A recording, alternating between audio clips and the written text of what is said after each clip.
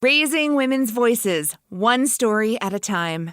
Welcome to the She Said Project podcast.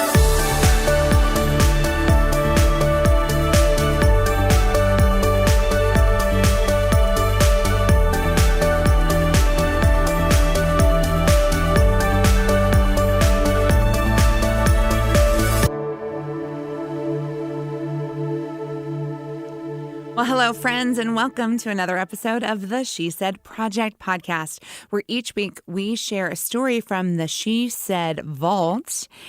I am your host, Jeanette Jerzyk, National Director of the She Said Project, and with me is one of the founders of this very important movement, Carrie Rosso in the house. Rosso. What Hi, it must Jeanette. be like to be you each and every day? Yeah, well. You know, you and some very special friends of yours started this whole concept, That's What She Said. Tell us about the very, very nugget, the very beginning of That's What She Said. There were a lot of moms that were working from home in the same neighborhood. And my co-founder, Jill Pierce, said one day we started calling it the MOFfice, the mom office, because when women decide to stay at home with their kiddos or they work at home, they suddenly lose colleagues and community, and suddenly there's no water cooler to stand around and hash over the news with or connect to. So any woman in our neighborhood who stayed at home or worked from home, we would all join together in this MOFfice. And many, many times a day, someone would blurt out, "That's what she said." And so when we started coming up with this idea of women telling their stories and creating a place to give women a microphone, we decided that's what we're going to call it because we say it 1,000 times a day. And it started in Champaign, Illinois in 2013 as a live stage show, women sharing personal stories and finding that human connection. And it has taken many forms over the years, from a web series and now a podcast. And I just want to say how excited I am about the podcast version, where we get a chance to share once again the amazing stories that have been told on the She Said stage. And for me, it boils down to two words: yoga pants. Because, this is podcast / radio world, and we don't have to get all pretty for the stage or the camera. So, well, here are my two words: no bra. Yes. Ladies, am I right? Sorry. When my ladies out there. No, it's true. It's true. We as women, we need a safe space to come together and share the stories behind the stories. Or I think you like to say this is the party after the party, where the hair comes down, the shoes come off, the wine flows, and real women are sharing their real, everyday, extraordinary stories. Which brings me to today's guest. So when I ran into her, I knew I wanted her to be on this stage because often when you run into people and you're in a hurry and you're rushing through life and you say, "Hey, how are you?" and you sort of blurt at each other like your resume really quickly, like what you're doing, what everybody's doing, and everything's great, it's fine, okay, bye. And I ran into this person and she was so real. She was like, that day, she was exactly what I needed, because I was grumpy that day, and I went on Facebook, and they were all sharing happiness, and I just hated every single person that day and their happiness and everything. And I saw this person, and she was just like, that's just our Facebook face. We all do it, and she was so real that day. I think I might have French kissed her. But Peggy, are you there? Did I French kiss you that day? No, but, the vibe was there.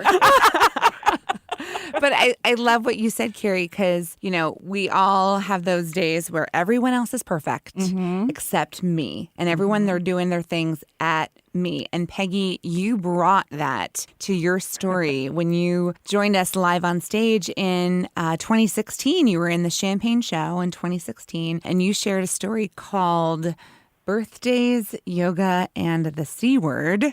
Let's just jump right to the C word, can we? So that was a play on words, but tell us what the C word really meant. Yeah, so it's not what you think. The C word is comparison. So I like to quote Teddy Kennedy, comparison is the thief of joy, because it's so true. Mm-hmm. And what Carrie was saying about Facebook, and I see this I've got adult kids, and they get on Facebook, they get on Instagram, and it's just one big comparison. And it just sucks the energy out of people. It sucks the joy out of life, and it's not real. So my goal is trying to take away that comparison and open it up and look at the real person. We're all flawed. I mean, sure, we like to post I post my nice pictures on Facebook too, but that's not my whole life. I have crappy days, like that day we saw, I think we were in Karen's closet. Yes. And I was just like, it was like one of those things. Oh my God, if I read another Facebook post about everyone's perfect kids, I'm going to throw up. Hashtag blessed. Hashtag blessed, yeah. This topic is so important to women today in this height of social media craze. Let's go ahead and listen to your story from the show, and then we'll come back and talk about it. So here is Peggy Prichard live on stage in Champaign, Illinois, in the 2016 cast of That's What She Said, sharing birthdays, yoga, and the C word. Hey, everyone. This is kind of a big day for me. I mean, here I am on stage. And it also just happens to be my birthday. Thank you.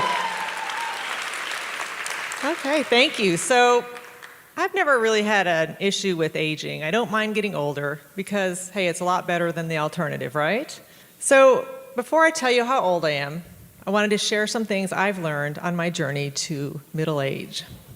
So a few years ago, I decided it was time to do some soul searching. So I took a long look at myself in the mirror and noticed a giant hair growing out of my chin. I pulled that sucker out, and then I realized that I was spending way too much time and energy focusing on things that just didn't matter, like what people thought of me and the dreaded C word. Not that C word. I'm talking about comparison. Yes, I was the queen of comparison. I spent a lot of time comparing myself and my life to everyone else. Was I smart enough? Was I successful enough? Was I fit enough? Did I have enough kids? Should I have a bigger house? Go on more vacations? And on and on and on. It was like I was measuring my own success with other people's yardsticks, and I never felt like I was enough.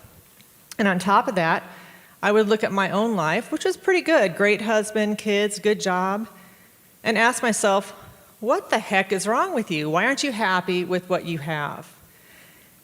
And I'll tell you what, Facebook does not help. Looking at someone's great vacation pictures when you're not feeling that hot about yourself is not going to get you anywhere.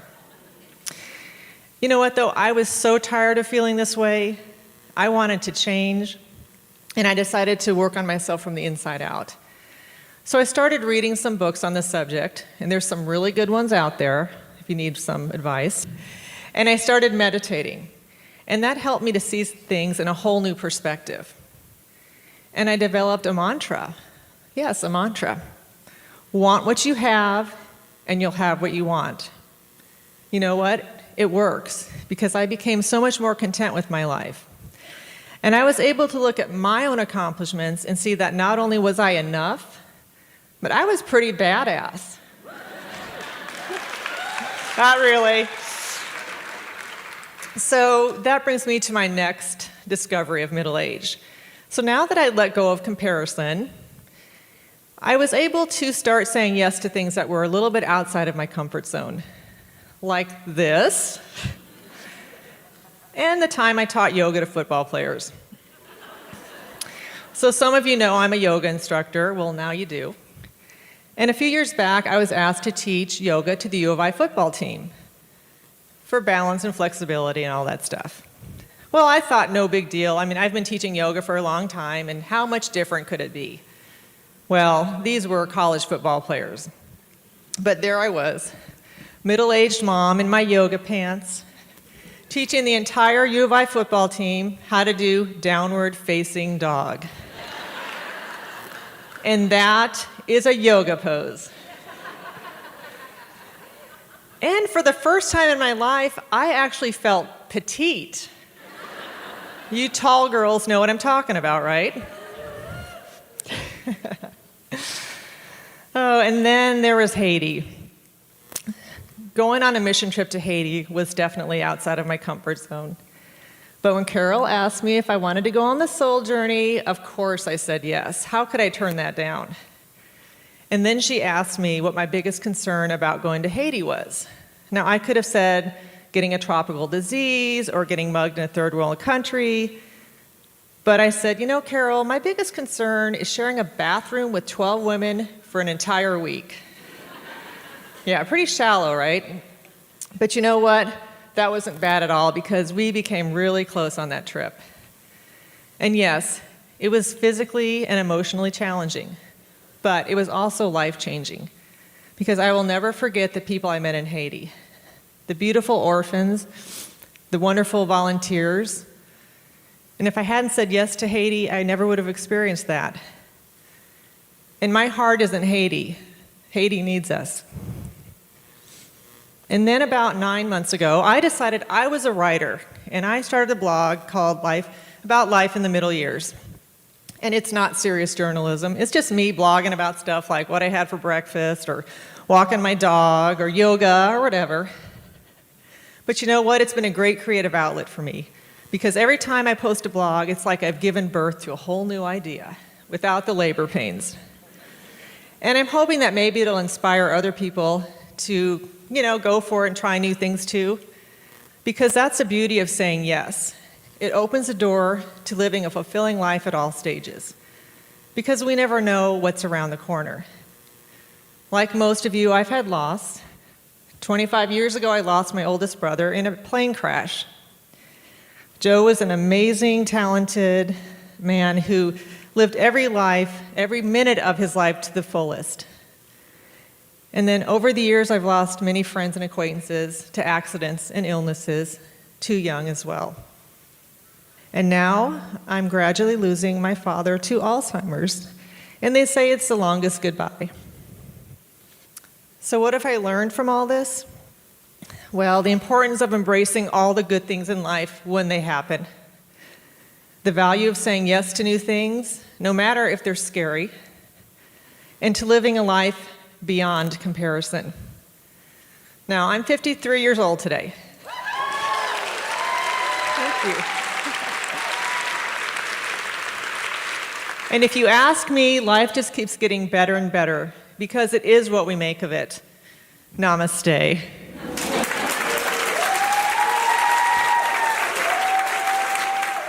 So, Peggy, I forgot it was actually your birthday on the day of the show. It was my birthday, and Okay. that made it kind of even more fun. Right. So how many people get to spend their birthday doing that? Standing on stage with a microphone in front of several hundred of your closest friends. How was that experience for you? It was great. And I was kind of going through this phase the few years before that where I was just like, what the heck? I'm just doing everything someone asked me to do, And I know it's like, what was with me? But I did the Dancing with the Stars. I taught yoga to football players. I'm in my 50s, so that was like a stretch. No pun intended. But it was so much fun. And you guys, I was a really shy kid. I grew up in a big family of 8 kids, and I was sort of just, how that is. Some kids kind of just blend into the floor. And I think I kind of, as I got older, and when I say older, a lot older, I kind of just came into my own, and I had no fear.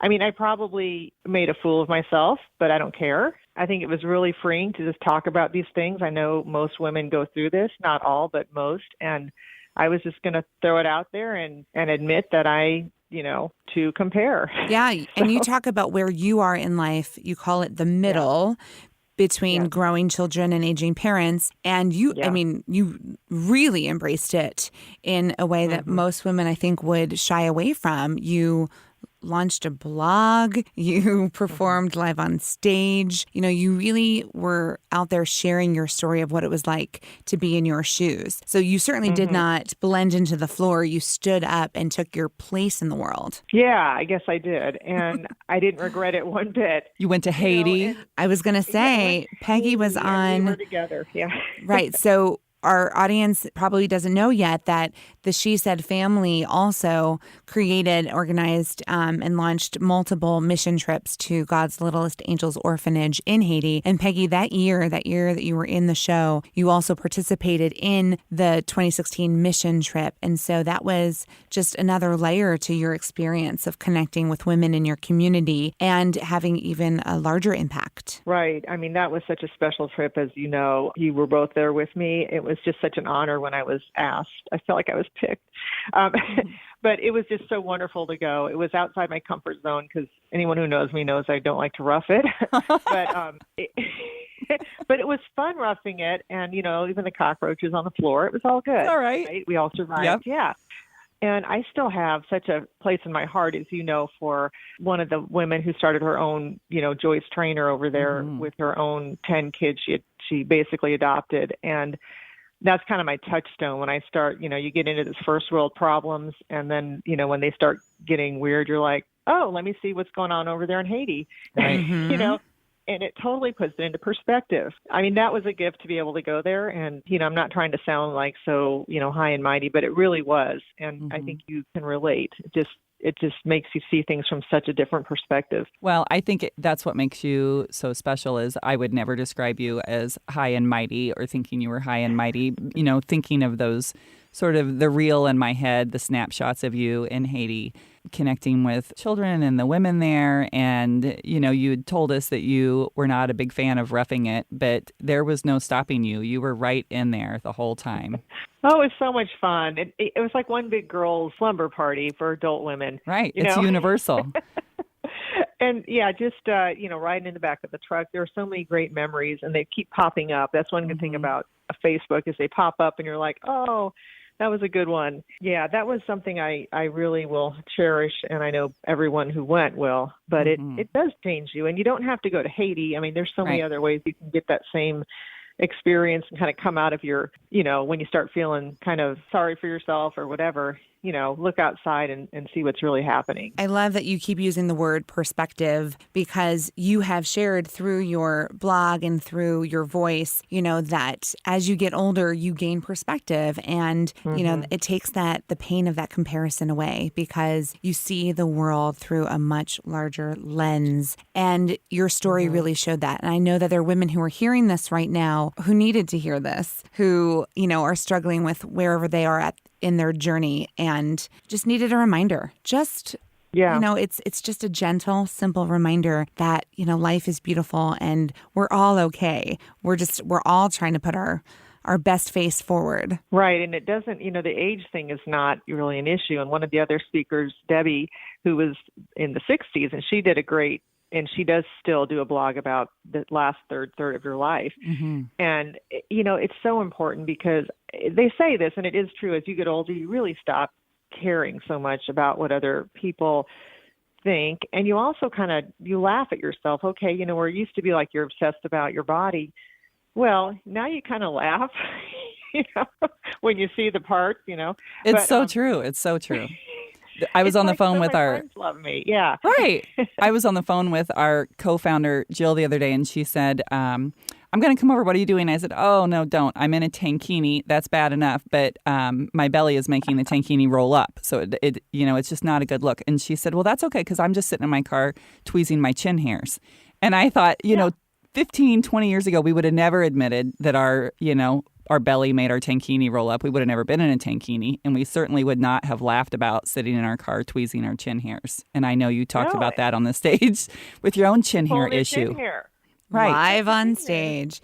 But ladies out there in the audience, raise your hand because nobody can see you. Solidarity. Chin hair solidarity. I've got a 20-something daughter, and that age is so hard with the comparisons. And they've got Instagram influencers, which I don't even know what that is.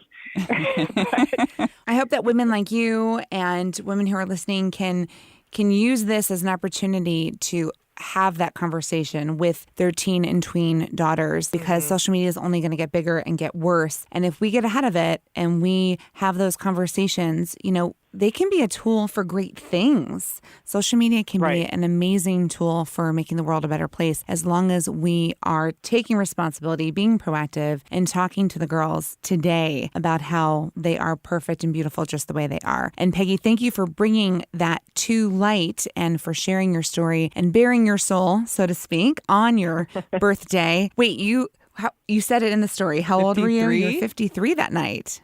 Yeah, so I'm coming. We had the big 56. reveal. Yeah. So 53 again. I know I'm older than you two, and I will say it's great. And you just keep getting better and better.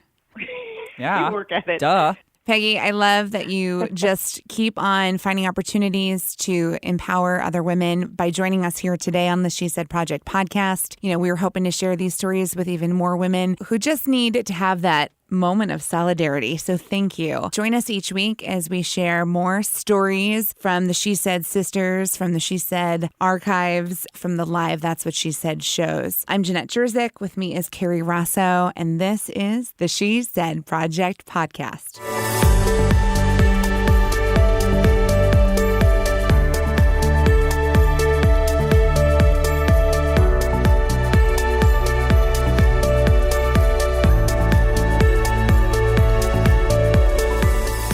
Thank you for listening to the She Said Project podcast in partnership with Illinois Public Media.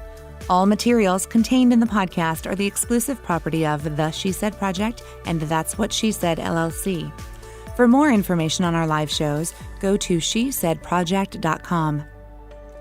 This podcast was presented by Sterling Wealth Management, empowering women to live their best lives.